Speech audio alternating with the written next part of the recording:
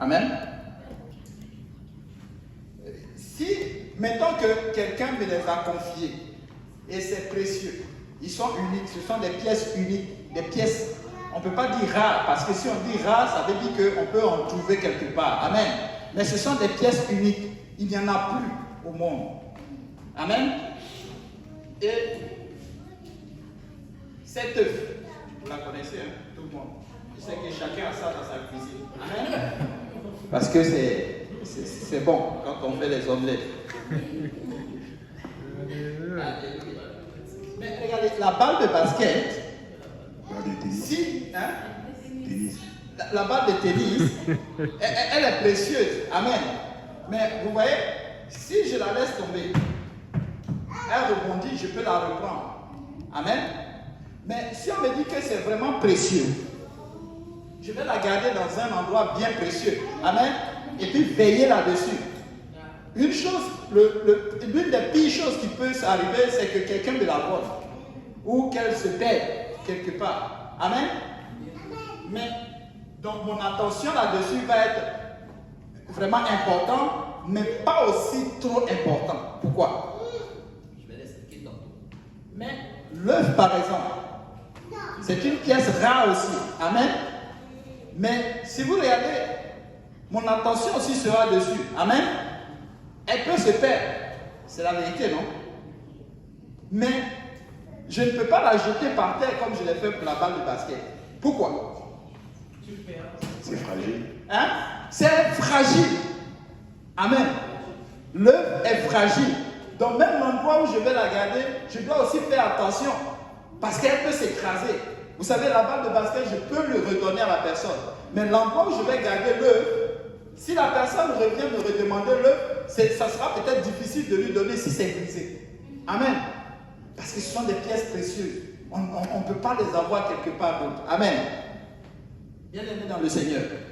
Vous savez, notre salut est pareil. Papa Ludo, tu peux me lire le livre de Jean chapitre 5 verset 24.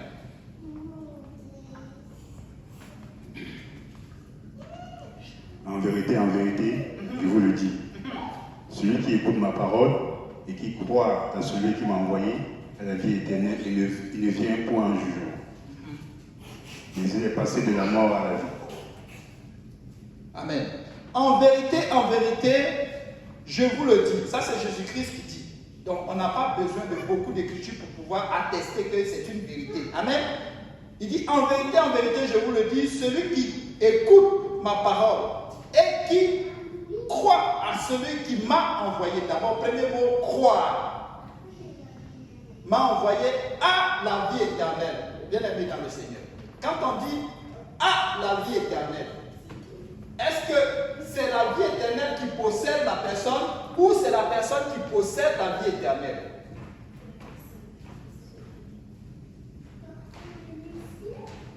C'est la personne qui a la vie éternelle. C'est la personne qui a la vie éternelle en elle.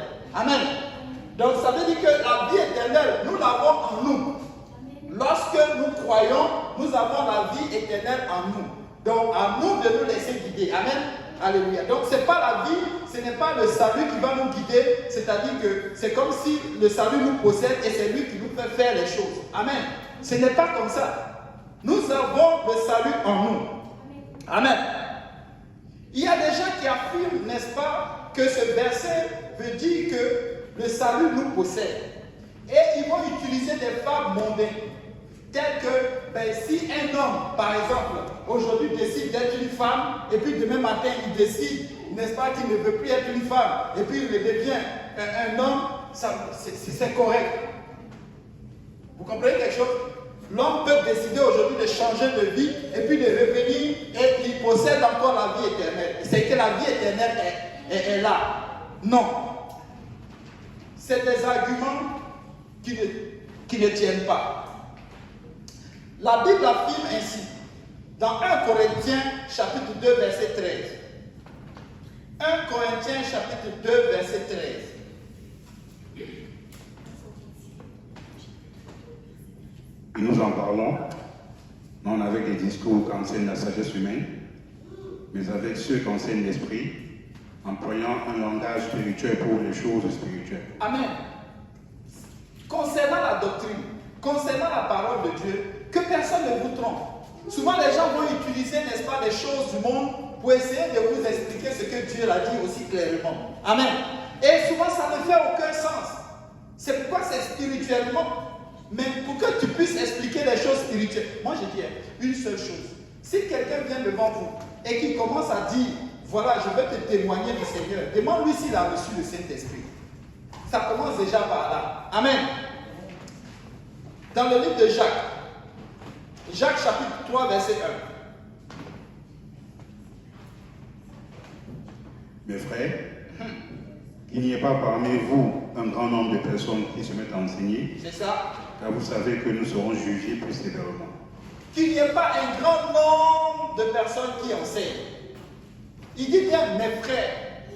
Vous savez, il y a des gens, la Bible nous dit que beaucoup viendront sous l'apparence, n'est-ce pas? De quoi?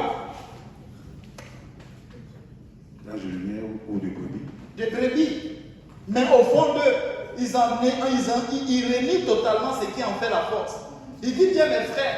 Mais parmi ces frères, il y a des gens qui ne confessent pas Jésus. Il y a des gens qui restent encore dans le doute. Il y a des gens qui, n'est-ce pas, n'ont pas progressé. Amen. Mais si tu n'as pas vraiment le Saint-Esprit, ou si tu n'as pas vraiment cherché la part de Dieu, comment peux-tu enseigner les gens? Tu vas faire mal. Et l'apôtre Jean nous dit, dans 1 Jean chapitre 2, verset 26 à 27. Je vais un peu vite parce qu'on oublie un peu par le temps. Je vous ai écrit ces choses au sujet de ceux qui vous égarent. Pour vous, l'onction que vous avez reçue de lui demeure en vous, et vous n'avez pas besoin qu'on vous enseigne. Mais comme son onction vous enseigne toutes choses, et qu'elle est véritable et qu'elle n'est point un mensonge, demeurez en lui selon les enseignements qu'elle vous a donnés. Amen. Donc ça veut dire quelque part, si tu reçois le Saint-Esprit, tu as l'onction de Dieu. C'est pourquoi il est très important de recevoir le Saint-Esprit. Jésus-Christ a dit que l'Esprit consolateur viendra et il vous enseignera dans toutes choses. Quand Paul croise, n'est-ce pas, les disciples de Jean-Baptiste, il leur pose la question. Peut-être qu'ils ont voulu évangéliser Paul. Mais Paul leur demande, avez-vous reçu le Saint-Esprit quand vous avez cru? Avant de me témoigner quoi que ce soit, as-tu reçu le Saint-Esprit?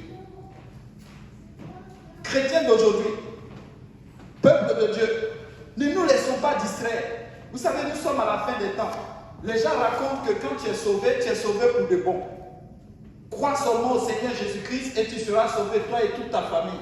Et tu es assis là, tu ne bouges plus. Tu dis oui, je l'ai reçu. Et puis tu es là. Non, tu peux perdre ton salut. Et tu t'es repenti de tes péchés. Tu as été baptisé au nom de Jésus-Christ par immersion totale dans l'eau. Amen. Le nom de Jésus-Christ a été invoqué sur toi. Parce que c'est ce qui envoie le sang de Jésus. Amen. Et tu es ressorti de l'eau du baptême. La Bible dit que tu es une nouvelle créature. On a prié pour toi. Tu as reçu le Saint-Esprit. Amen. Mais on ne peut plus te tromper. Parce que, effectivement, si tu performes dans le Saint-Esprit, c'est ça. La Bible nous dit que les gens marchaient en nouveauté de vie. Ils suivaient les enseignements. Et les enseignements, tu les appliques à ta vie. C'est ça la croyance. Amen. Et au fur et à mesure que tu marches, ta vie change. Le Saint-Esprit aussi va te convaincre de certaines choses. Amen. Et c'est ça qui est, n'est-ce pas, un chrétien, les chrétiens d'aujourd'hui doivent, n'est-ce pas, s'appuyer là-dessus. Et non